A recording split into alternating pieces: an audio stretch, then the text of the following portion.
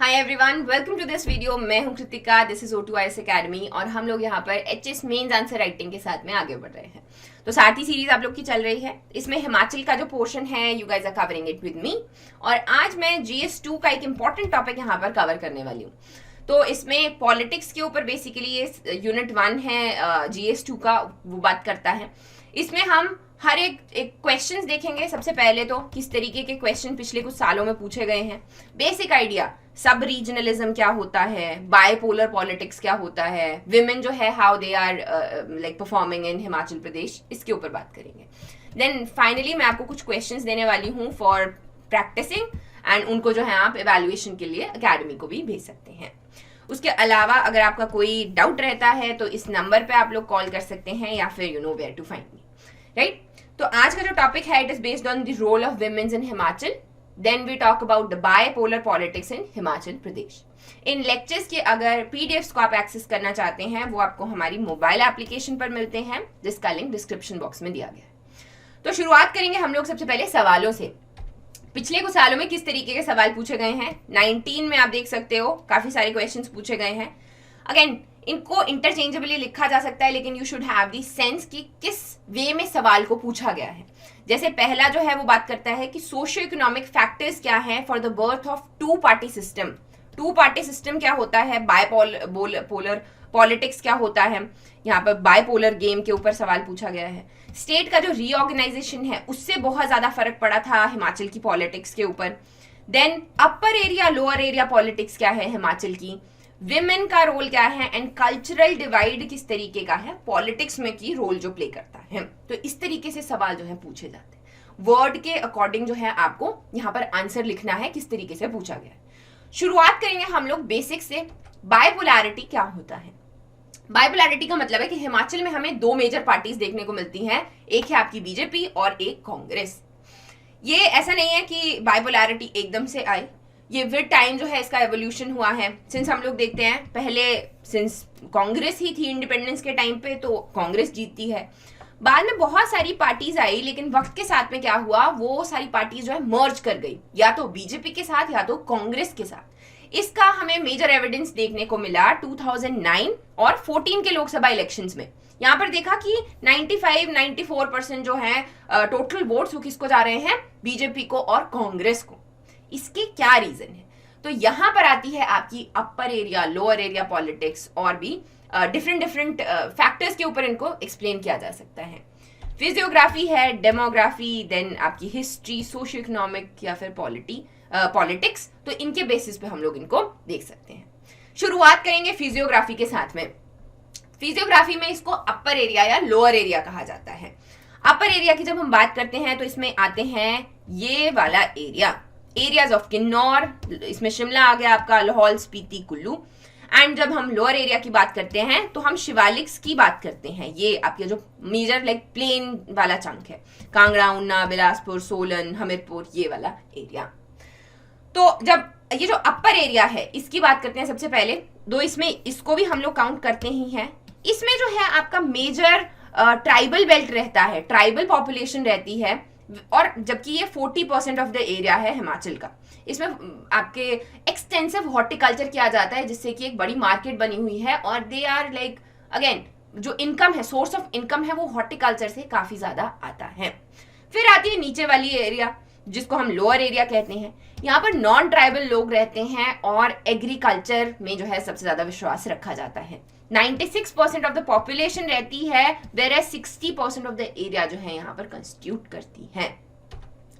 इसी को जब आप आगे देखेंगे तो आप इसको जो अपर एरिया है उसको शिमला हिल्स कह सकते हैं और जो लोअर एरिया है उसको क्या कह सकते हैं, पंजाब हिल्स या फिर कांगड़ा हिल्स। ये हम बात जा रहे हैं अब हिस्ट्री के ऊपर। जब हम इसको हिस्टोरिकली पढ़ते हैं तो क्या देखते हैं कि दो मेजर आते हैं, एक आगे आपके Shimla hills and the other one is Punjab hills.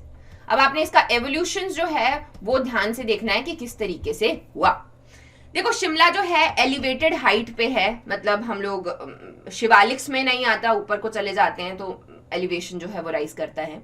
तो यहाँ पर क्या हुआ, यहाँ के जो रूलर्स हैं वो बड़े अच्छे से रूल किया करते थे, लोग जो हैं उनके साथ में हार्मनी में रहते थे।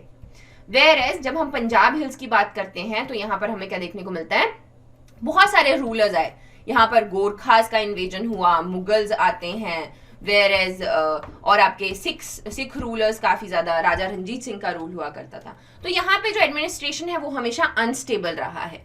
मंडी सुकेत की हम लोग बात करते हैं, यहाँ के जो रूलर्स हैं वो भी they were not like good rulers, atrocious rulers हुआ करते थे। वेयर जब आप शिमला हिल्स पढ़ते हो, रामपुर, बुशहर, किन्नौर, ये बड़ा एक स्टेट हुआ करता था, तो तिब्बत के साथ अच्छे रिलेशन थे, लाहौल के साथ में अच्छे रिलेशन थे, तो यहाँ पर अच्छे से रूल होता था।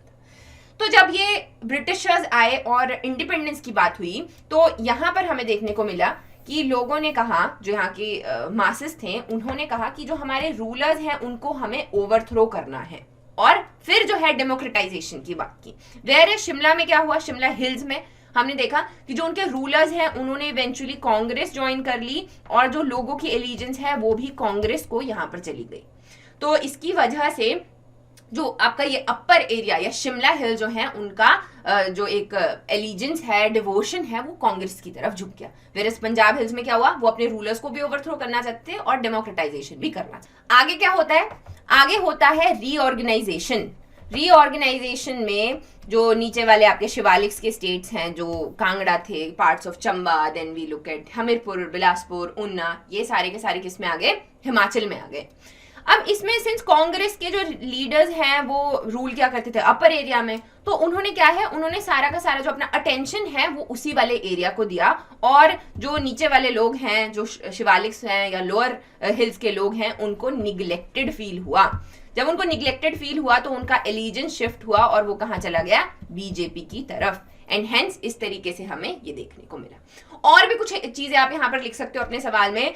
सब रीजनलिज्म, सब रीजनलाइजेशन भी इसको हम लोग कहते हैं। तो क्या होता है ये, बेसिकली किसी भी कम्युनिटी से, किसी भी कल्चर से, ग्रुप से रिलेट करना। अब क्या हुआ, अब जैसे ये रीऑर्गेनाइजेशन हुआ, उसके बाद में ये जो लोअर हिल्स के स्टेट्स हैं ये जो है रिलेट नहीं कर पा रहे थे और दूसरे जो अपर एरिया है उसके साथ में, और वहां पर हमें देखने को मिलता है इंटीग्रेशन क्राइसिस। इंटीग्रेशन क्राइसिस का मतलब क्या है कि उनको एक ऐसे स्टेट का पार्ट बना दिया जहां पर वो ब्लेंड नहीं कर पा रहे थे, तो वहां पर सब रीजनल कॉन्फ्लिक्ट देखने को मिला, क्योंकि यहाँ पर कल्चरल डिवाइड बहुत ज्यादा है। जब हम अपर एरिया की बात करते हैं, बहुत डिफरेंट तरीके के हमें languages, religion, folk songs, like अगर हम लोग टेम्पल्स की बात करते हैं, इनफैक्ट रिलीजन की भी जब बात करते हैं, तो लोअर हिल्स में हमें इस्लाम भी देखने को मिलता है। वेयर अपर की हम बात करते हैं, या तो हिंदुइज्म था और बुद्धिज्म। जो बुद्धिज्म है वो काफी ज्यादा प्रोमिनेंट था, तिब्बत के साथ में सिंस बाउंड्री शेयर करता था।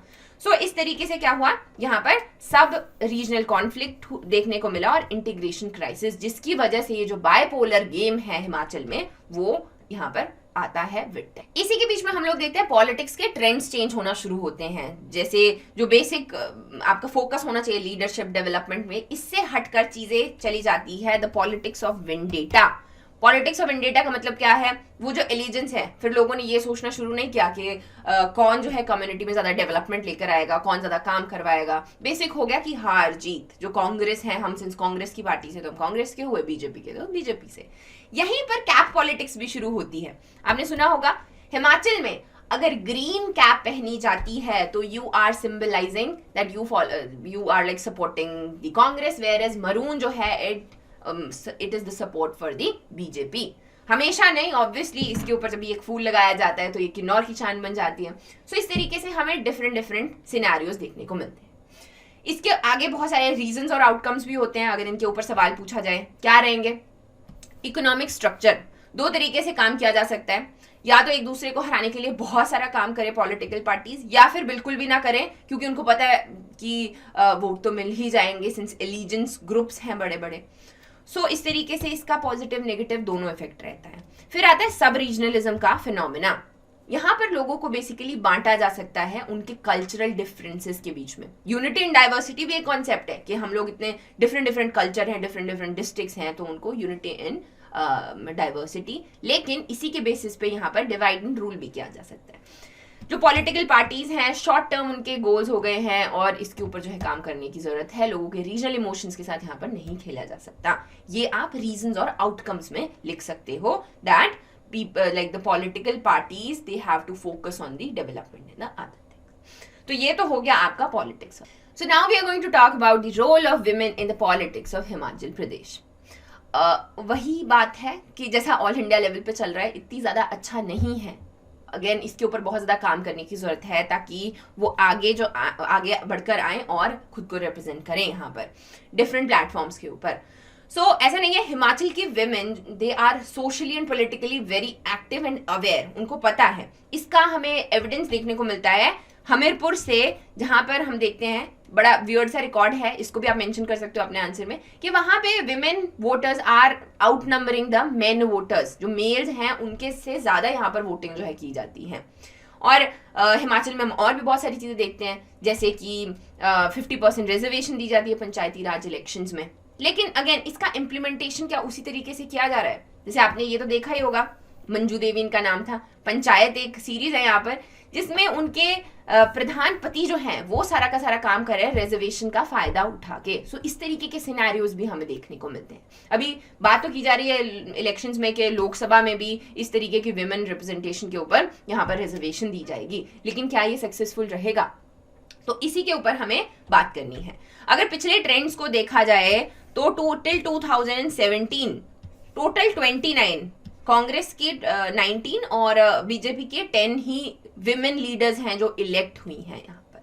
वेयरएज ये भी स्पेसिफिक स्टेट में से हैं, आप यहाँ पर देख सकते हो। सिर्फ ये वाली कॉन्स्टिट्युएंसीज हैं जहां से जो विमेन हैं they have contested and lost, whereas these are the one where they have won. और ये वाले जो सारी कॉन्स्टिट्युएंसी है यहाँ से कभी विमेन जो ये है लीडर्स हैं वो कभी खड़ी ही नहीं हुई। इसमें मेजर फैक्टर्स हमें हिमाचल में देखने को मिलते हैं। वो क्या देखने को मिलते हैं? जो ये women who are coming forward politically, यहाँ पर भी ये either they come from strong families, dynastic families जो ऑलरेडी रूल कर रही हैं, या पॉलिटिकल मेंबर्स और उनके फैमिली में हैं वही आ रही हैं, या फिर एलीट जो एरिस्टोक्रेटिक फैमिलीज हैं, स्ट्रॉन्ग फैमिलीज हैं वहां से। एक और इसमें आगे बढ़ के आते हैं, दैट इज कास्ट का इशू। लोअर कास्ट से अभी भी there have been very few leaders जो आगे इलेक्ट हुई हैं। तो hence these are the area जहां पर काम करने की जरूरत है। रीजंस क्या हो सकते हैं इसके? रीजंस वही जो समस्त महिलाओं के हैं, दैट इज जेंडर स्टेरियोटाइप्स। जो औरतें हैं वो घर का काम करने के लिए बनी हैं, उनको सत्ता संभालने की कोई जरूरत नहीं है, तो बाहर जाने की भी कोई जरूरत नहीं है। फिर आता है कॉम्पिटिशन, के विमेन्स को टिकट दी जाएगी तो वोट्स खराब होने वाले हैं, या फिर जो है वो जीतेंगी तो है नहीं, इस तरीके का माहौल जो है। लैक ऑफ पॉलिटिकल एजुकेशन, उनको पता नहीं है अपने राइट्स के बारे में, किस तरीके से प्रधान बन भी जाती हैं उसके बाद भी जो आपके सचिव हो गए या और जो लोग हैं वो उनको बता कर किसी भी तरीके से जो है काम करवा लेते हैं। सो वही है कि इनको जो पॉलिटिकल एजुकेशन है वो देना बहुत ज़्यादा ज़रूरी है। वर्क एंड फैमिली किस तरीके से बैलेंस करना है। Lack of political networks, again हम लोग देख रहे हैं कि वही वाली जो औरतें हैं वो आगे आ रही हैं जिनके पॉलिटिकल नेटवर्क्स हैं अपनी फैमिली के अंदर ही। Lack of resources. सो इस तरीके से बहुत सारे रीजंस हैं। आगे वे फॉरवर्ड क्या रहेगा? सबसे पहला तो वही रहेगा, we have to break the gender stereotypes, कि अगर एक औरत जो है वो घर संभाल सकती है तो सत्ता भी संभाल सकती है। उनको एजुकेट करना है। ये जो सारे के सारे यहाँ पर रीजंस थे, बस इन्हीं को हमें सही करने की जरूरत है। सो आज का लेक्चर खत्म हो जाता है इसी के साथ में। और आपके लिए एक पिक्चर क्वेश्चन, ये कौन है? She is the first speaker of Vidhan Sabha of Himachal Pradesh, इनका नाम बताइए। And then you have these questions for you. And यहाँ पर है पहला, describe how the state reorganisation in past has affected the contemporary politics in Himachal Pradesh. यहाँ पर आप जो है इंटीग्रेशन क्राइसिस के बारे में लिख सकते हो, सब रीजनलिज्म के बारे में लिख सकते हो। फिर आता है describe the phenomenon of upper area and lower area politics in Himachal Pradesh, give reasons why politics in Himachal Pradesh largely remain a bipolar game. ये 8 मार्क्स में लिखना है। And the last one is discuss the role of women in politics in Himachal Pradesh and the obstacle to women's engagement in politics. So इनके जो answer हैं वो आप यहाँ पर व्हाट्सएप कर सकते हैं for evaluation. And thank you for watching and see you soon.